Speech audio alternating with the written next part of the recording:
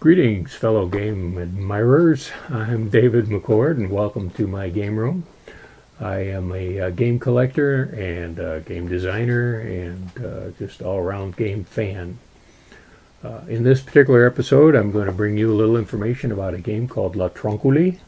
It's also known as Ludus Latrunculorum. It's an ancient Roman game. It was played in the Roman Empire over 2,000 years ago. And various classes of citizens enjoyed this game. It's been found in a lot of archaeological digs over the years. It was a descendant of Greek strategy games, but we don't really know what the rules to the game were. Historians and archaeologists have surmised from the ruins what these games might have been played like. They've been hinted at in Roman accounts of social life and social commentary and poetry and such, but no real rule sets have ever been found. So what we've included here in our set is two separate sets of rules that have been devised over the last couple hundred years that are pretty well accepted as possibilities for how Latrunculi was played. The first set of rules we're going to present here was devised in 2001 by Ulrich Schadler. He was an architect and an archaeologist and director of the Swiss Game Museum in La Tour de Pelise.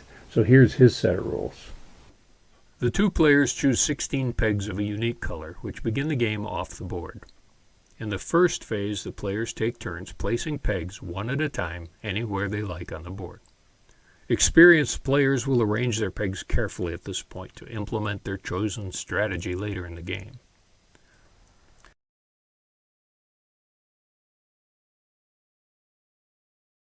Players now take turns moving a single peg on each turn orthogonally one space. No diagonals allowed. Or they may jump an opponent's peg to capture it and remove it from the board.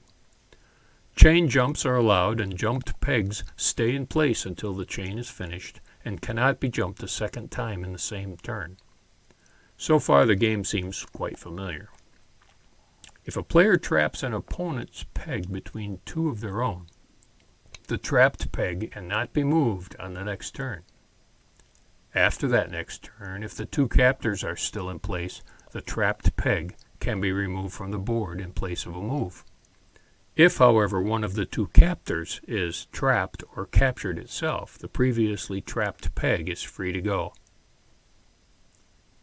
A piece can move into such a position without harm. There are no suicide moves. Keeping track of some of these entrapments can get a little difficult, and it's recommended that the players point out the status of any peg trapped so there's no confusion. When one player is reduced to just one peg, the game is over and the opposing player has won. Our second set of rules here were devised by Władysław Kowalski, a renowned Polish scientist and engineer, in 2006. These rules are based primarily on a game board and some pieces found at the Stanway dig near Colchester, England in 1996. The Kowalski rules. In this version, the game was played on a 12x8 grid, but other sizes work as well. There is no placement phase. The pieces are all set up as shown. Kowalski described a general or a king piece for each side, set up in front of the rest of the pegs like the leader of the troops. All pieces move like chess rooks, orthogonally, up to any uninterrupted distance. The custodial capture is the same as in the Schadler game. The kings can jump over any number of pegs of either or both sides, and the jumped pegs are not captured. The exception is that a king cannot jump the opposing king. Otherwise, the kings can also move, trap, and capture like any other piece. The kings may be captured, but only if they are trapped orthogonally on all four sides. As I said, both sets of rules are available in our version of Latrunculi that is part of our Peg Pastime series from New Venture Games. and they are distributed by Red Hen Toys. And so you can get a hold of this. You can play both games, either the drop and jump game or the game with generals. Thank you for tuning in to our YouTube channel. I appreciate your patronage. If you'd like to learn more about historical games from around the world or just gaming in general, by all means subscribe to the channel.